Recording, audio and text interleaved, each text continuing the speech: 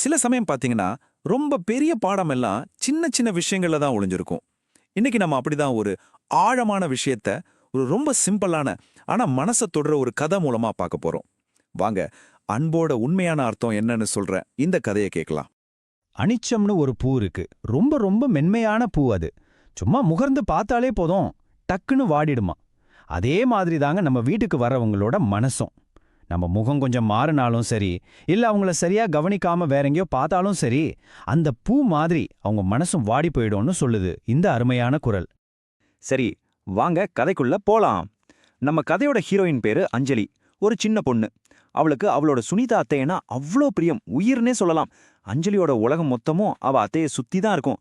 அவங்க 2 பேருக்கு நடுவுல அப்படி ஒரு அழகான அன்பு நிறைஞ்ச உறவு. அஞ்சலிக்கு அந்த வாரம் முழுக்க ஒரே காத்திருப்பு. எதுக்குன்னு கேக்குறீங்களா? அவளோட அத்தைய பார்க்க போறதுக்கு தான்.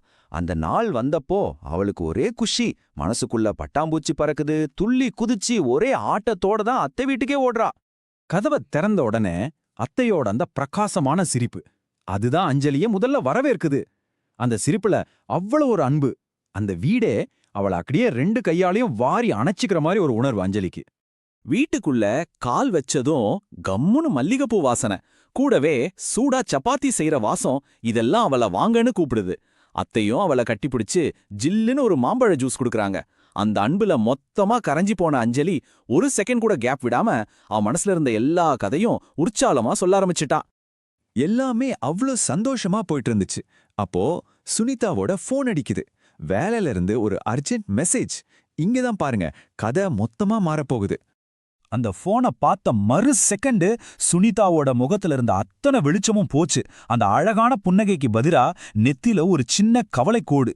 அவங்க கோவமா ஒரு வார்த்தை கூட பேசல, எதுவுமே சொல்லல. ஜஸ்ட் அஞ்சலிய பார்க்காம முகத்தை மட்டும் வேற பக்கம் திருப்பிக்கிட்டாங்க, அவ்வளவுதான். இப்போ நீங்க கொஞ்சம் யோசிச்சு பாருங்களேன்.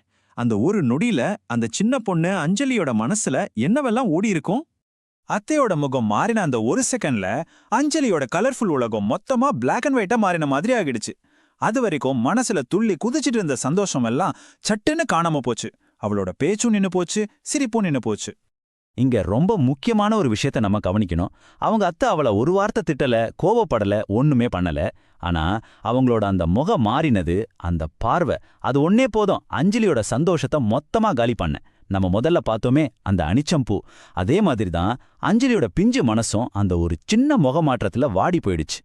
சோ இந்த கதையில இருந்து நாம கட்டுக்க வேண்டிய பாடம் ரொம்ப சிம்பிள்.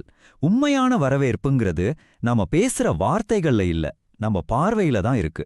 அடுத்த தடவை நாம ஒருத்தரை வரவேற்கும்போது நம்மளோட கண்கள் அவங்க மேல முழுமையான கவனத்தோட, அன்போட இருக்கட்டும். அதுதான் நாம அவங்களுக்கு கொடுக்கக்கூடிய ஒரு மிகப்பெரிய கிஃப்ட்.